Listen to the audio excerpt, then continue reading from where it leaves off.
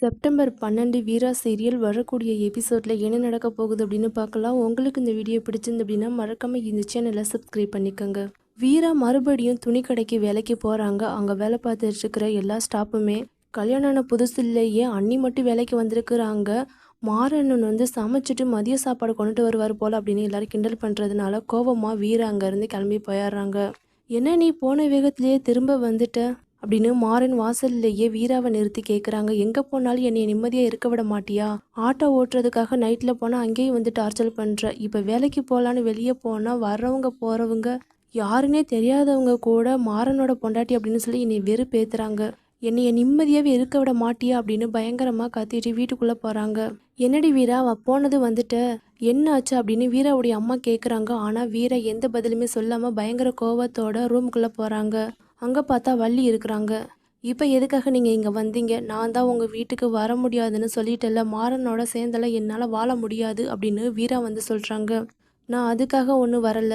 உங்கள் அக்கா பண்ணுறது எல்லாமே ரொம்ப தப்பாக இருக்குது வீரா. அவள் என் குடும்பத்தை என்ன நிலைமைக்கு கொண்டு வர போகிறான்னு தெரியல. அவள் பேசுனது எல்லாத்தையுமே கேட்ட உடனே எனக்கு ஈரக்கொலையே அடங்கிருச்சு. விடிஞ்சதுமே நான் உன்னைய பார்க்குறதுக்காக தான் வந்தேன் அப்படின்னு சொல்கிறாங்க. தேவையில்லாமல் எங்கள் அக்காவை எதுக்காக இப்போ நீங்கள் குறை சொல்கிறீங்க? நீ ஏன் என் வீட்டுக்கு வாழ வரல?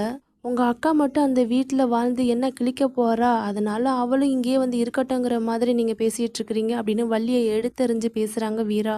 நீ என்ன வேணும்னாலும் பேசு வீரா, நான் அதை பற்றி கொஞ்சம் கூட கவலைப்பட போகிறதே இல்லை. ஆனால் உங்கள் அக்காவும் அந்த ராஜேஷுடைய அம்மாவும் பண்ணுறது எதுவுமே சுத்தமாக சரியில்லை. என் குடும்பத்தை பழி வாங்கி நடுத்தருவில் நிறுத்தணுங்கிறது தான் உங்கள் அக்காவுடைய நோக்கமாகவே இருக்குது. இதை மட்டும் எங்கள் வீட்டில் நான் சொல்லியிருந்தேன்னா எங்கள் அண்ணன் உங்கள் அக்காவை அடியோட வெறுத்திருப்பார். அதுலேயும் ராகவா உங்கள் அக்காவை அடித்து வீட்டை விட்டு துரத்தி விட்டுருப்பாரு. இதெல்லாம் நல்லாவா இருக்குது? உங்கள் அக்கா அந்த வீட்டில் நிம்மதியாக சந்தோஷமாக வாழணும், இல்லைன்னா என் பிள்ளை ராகவாவுடைய வாழ்க்கையும் கெட்டு போயிடும் அப்படிங்கிற மாதிரி சொல்லிட்டு இருக்காங்க. தேவையில்லாமல் நீங்கள் பேசாதீங்க, முதல்ல கிளம்புங்க அப்படின்னு எடுத்தறிஞ்சே பேசுகிறாங்க. அதுக்கப்புறமா தான் கண்மணியும் அவங்க அத்தையும் பேசின வீடியோவே வள்ளி காட்டுறாங்க. அதை பார்த்த உடனே பயங்கர ஷாக்கிங்காக இருக்கிறாங்க. இதுக்கப்புறமா நீ என்ன முடிவெடுக்கணும்னு நினைக்கிறியோ அதை நீயே எடுத்துக்க அப்படின்னு சொல்லிட்டு வள்ளி வெளியே வர்றாங்க. என்னத்தை உன்னைய ரொம்ப தப்பாக பேசிட்டாலா என்ன? கண் கலங்கி இருக்கிற, என்னாச்சு அப்படின்னு மாறன் கேட்குறாங்க.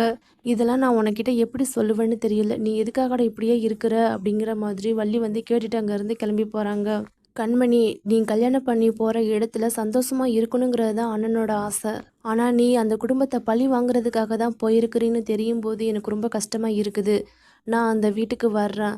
வெறும் ஆளாக வந்தாலாம் உன்னைய திருத்த முடியாது. அந்த வீட்டுக்குள்ளே மருமகளாக நானும் அதிகாரத்தோட அடியெடுத்து வச்சாதான் உன்னைய நல்ல விலைக்கு கொண்டுட்டு வர முடியும். மாறனோட சேர்ந்து வாழ போகிறது கிடையாது. இப்போதைக்கு மாறன் கட்டின தாலியை வச்சு தான் நான் அந்த வீட்டுக்குள்ளே வர முடியும். உன் மனசில் இருக்கிற அழுக்கு எல்லாத்தையுமே தொடச்சி இருந்துட்டு உன்னைய ஒரு நல்ல மருமகளை அந்த வீட்டில் வாழ வைக்கிற வரைக்கும் நான் அந்த வீட்டில் தான் இருப்பேன் அப்படிங்கிற மாதிரி வீரா சொல்லிட்டு இருக்கிறாங்க.